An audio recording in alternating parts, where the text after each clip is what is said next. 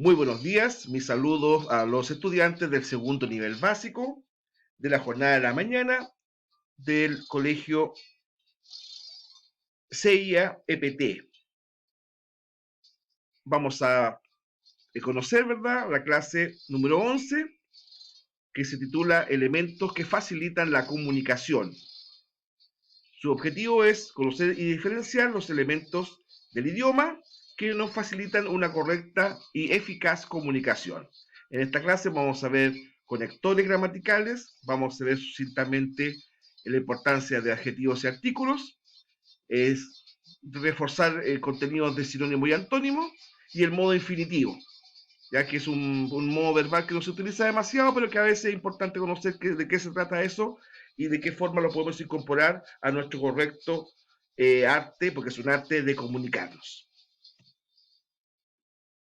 Bueno, en primer lugar tenemos que considerar que la comunicación se establece, ¿verdad?, a partir de narraciones. Uno cuando quiere comunicar algo, por lo generalmente cuenta cosas, ¿no es verdad? En este instante yo estoy narrando, de modo explicativo, por supuesto, pero estoy haciendo una narración. Ustedes me están escuchando, ¿verdad? Este video explicativo, pero yo estoy haciendo una narración de acontecimientos, de conceptos, de hechos, de precisiones, etcétera. Son distintas cosas. Bueno, cuando estamos hablando de una narración de tipo literaria, puede ser una novela, un cuento, un ensayo, lo que sea, generalmente hay 5 elementos que son clave en una correcta narración, porque de lo contrario, si faltara alguno o varios de esos 5 elementos, por lo general esta narración es incompleta, no produce el efecto deseado. Bueno, en primer lugar, el narrador o persona que cuenta la historia, como lo traté en clases anteriores, ¿verdad? Puede ser en primera o tercera persona.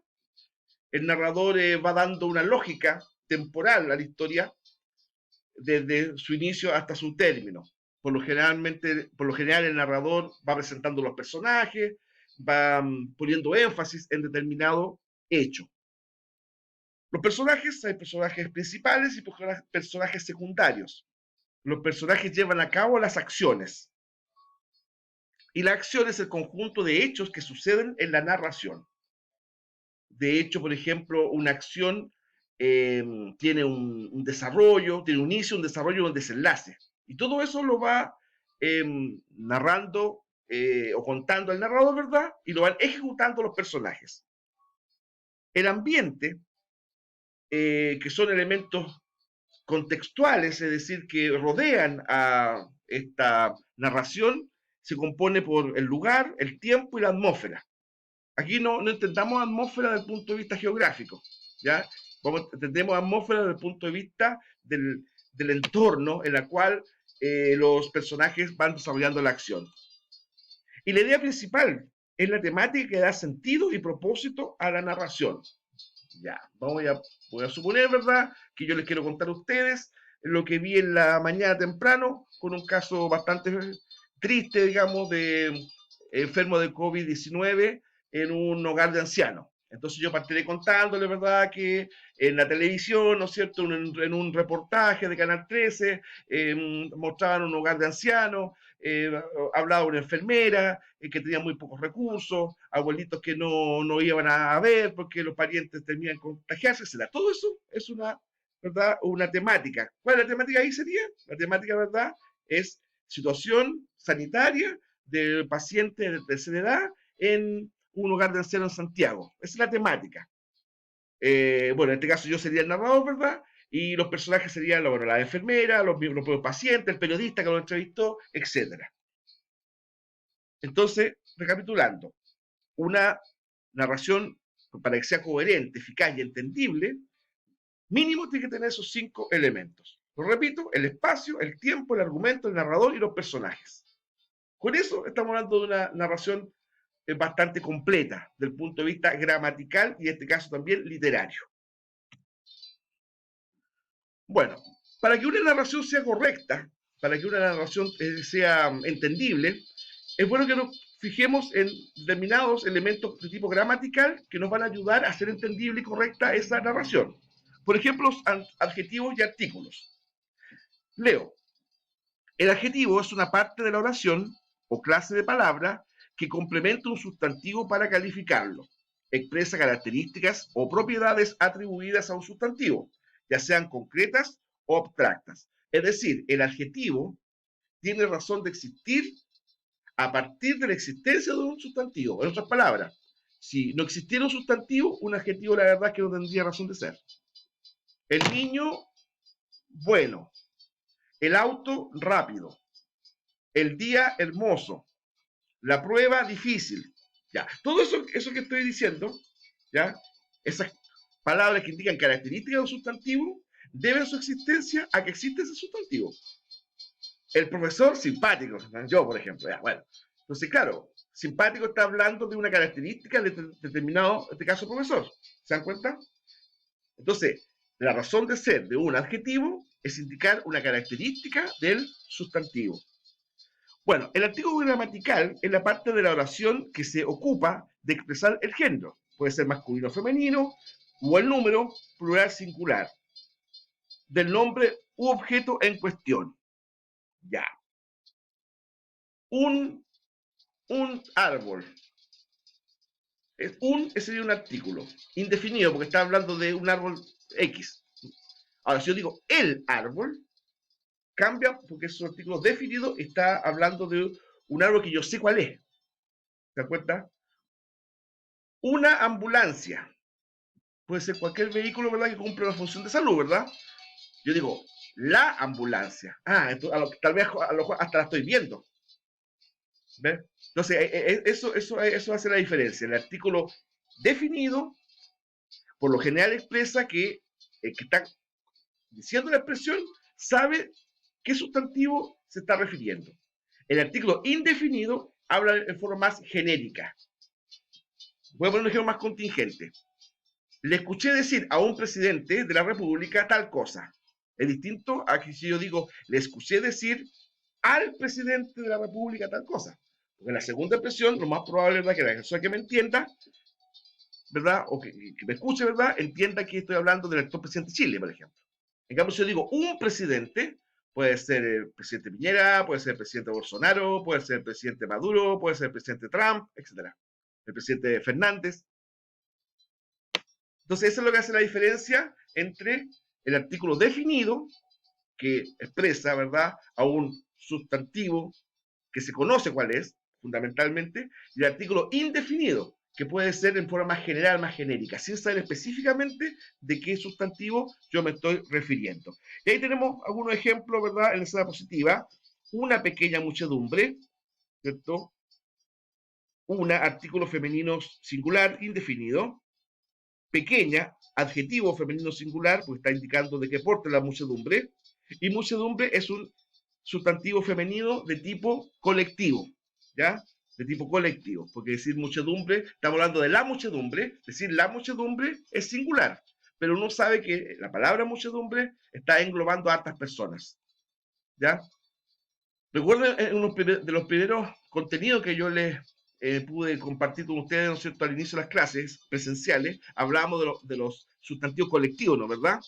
Lo que era bandada, escuadrilla, muchedumbre, caserío. Bueno, son sustantivos que son singulares, pero la persona que está escuchando o leyendo ese sustantivo, esa palabra, sabe que se refiere a hartas cosas, ya del mismo género. Bosque, por ejemplo. El bosque, pero uno sabe que el bosque está compuesto de muchos árboles, por lo tanto, bosque es sustantivo colectivo. Cardumen, conjunto de peces, ¿no es cierto? Es el cardumen, el conjunto de peces, pero, ¿verdad?, en la mente uno sabe que son muchos peces. Bueno. Los sinónimos y antónimos, ¿verdad? El sinónimo es aquella palabra que indica un significado igual o muy parecido, que tiene que ser la misma categoría. El sinónimo de un antónimo, perdón, corrijo. El sinónimo de un sustantivo es otro sustantivo. El sinónimo de un adjetivo es otro adjetivo. El antónimo, ¿verdad?, es la palabra que indica lo contrario, ¿no es cierto? Opuesto entre sí, etc. Entonces, la misma lógica. El antónimo de un sustantivo es otro sustantivo. El antónimo de un adjetivo es otro adjetivo. Por ejemplo, el burro descansa bajo el árbol. Sinónimo, ese ahí sería un sinónimo absoluto, ¿ah? El asno descansa bajo el árbol. Estamos hablando exactamente lo mismo del mismo animal. ¿Ya? Ejemplo de antónimo. Ese juego es muy complicado. Ese juego es muy simple. ¿Ya? Entonces, el antónimo de un adjetivo es otro adjetivo, el sinónimo de un sustantivo es un sustantivo. Bueno, los conectores gramaticales son palabras o conjunto de palabras que unen parte de un mensaje y establecen una relación lógica entre ellas. Permite la adecuada unión de los enunciados en un texto. Ya, voy aquí a leer un pequeñísimo ejemplo. Dice, a través de las ventanas y puertas entreabiertas se divisaban claridades del hogar, pero no se veían las personas porque estaban lejos de las ventanas. Entonces ahí pusimos en rojo, ¿verdad? 3 palabras. Y, pero y porque. ¿No es cierto? Y es un conector que une ideas afines. ¿Ya? Ventanas y puertas, elementos de una casa, ¿no es cierto? Pero conector que expresa una idea contraria, un contraste. Quise comprarme esa zapatilla, pero no tenía dinero. ¿No? Entonces ahí indico una idea contraria, que es como contraria a mi intención. Porque implica una causa o explicación. Una causa o explicación. Me saqué mala nota en la prueba porque no estudié. Ese porque implica una explicación de por qué uno se sacó mala nota en una prueba. ¿Ya? Esos son conectores. Y acá tenemos un listado bastante completo de conectores gramaticales. Ya ahí se los dejo, ¿verdad? Solamente destacar tal vez el cuarto de ellos, es decir, resumen, por ejemplo, mejor dicho, o sea, ¿por qué lo destaco? Porque reproducen total o parcialmente lo expresado con fines explicativos. Es decir, cuando dice es decir, uno está explicando una idea, la está reforzando. ¿Ya? Ahora, el modo definitivo lo quise incluir, ¿verdad?, en los elementos de una correcta comunicación, porque a veces, por ejemplo, cuando se quiere parodiar, como hablan algunas tribus indígenas norteamericanas, por ejemplo, lo hacen hablar en verbo infinitivo, es decir, una acción de manera impersonal, ¿ya? En gramática, el infinitivo es una forma verbal no finita, que muestra características propias de un sustantivo y carece de alguno de los rasgos típicos de un verbo. Por ejemplo, no menciona persona, no menciona modo, ¿ya? Yo digo, querer es poder, es una acción, ¿no es cierto? Querer es poder, una acción general. Si yo quiero, puedo, ahí lo estoy personalizando. Pero si yo digo querer es poder, no estoy hablando ni de tiempo, ni de persona, ¿sí? Estoy explicando una acción X nomás, sin detallar, ¿verdad?, quién la está haciendo. Ya, en la segunda, ¿verdad?, dice, debo volver a empezar. Ya, ahí yo estoy personalizando un poco. Pero la acción en sí misma, ¿verdad?, no tiene tiempo. No te está diciendo, debo empezar mañana o pasado mañana, o a lo mejor ya lo hice eso. Dice, debo volver a empezar. Estoy expresando, ¿verdad?, en el fondo una intención, pero no va más allá. Volver a empezar, o sea, retroceder en el tiempo, ¿verdad?, y partir de nuevo puede ser. ¿Ya? Entonces, por eso ahí hablamos también, ¿no es cierto?, de una acción, por así decirlo, infinitiva, porque de verdad no se sabe exactamente cuándo esto se va a realizar. Ver para creer, una frase o expresión atribuida erróneamente al santo apóstol Tomás, ¿no es cierto? Él no, jamás dijo ver para creer, pero bueno, la gente dice ver para creer, dijo Santo Tomás. Bueno, ver para creer también, pues es un refrán en el fondo. Es decir, si yo veo algo, lo creo, ¿verdad? Como una forma de confiar en que eso ocurrió. Eso también es infinitivo, porque no te indica tiempo, no te indica ningún momento específico ni lugar, solamente una acción puntual, ver para creer. Si yo veo que algo ocurre, entonces creo en ese algo. Esa es la explicación ya más personalizada. Bueno, como es nuestra costumbre, ¿verdad? Les vamos a enviar en esta última diapositiva una serie de links educativos de YouTube, en los cuales ustedes pueden reforzar los contenidos que les dimos en esta clase. Aquí pusimos 4 links, porque cada uno de esos links indica un elemento de la comunicación que hoy día quise explicitar con ustedes. Les recordamos, ¿verdad? Cualquier duda, información adicional o ayuda, ¿verdad?, que ustedes puedan necesitar, ¿verdad?, lo hagan por los conductos que el colegio ha establecido. Mi nombre es César Calderón, soy profesor de Educación General Básica y gusto en saludarles.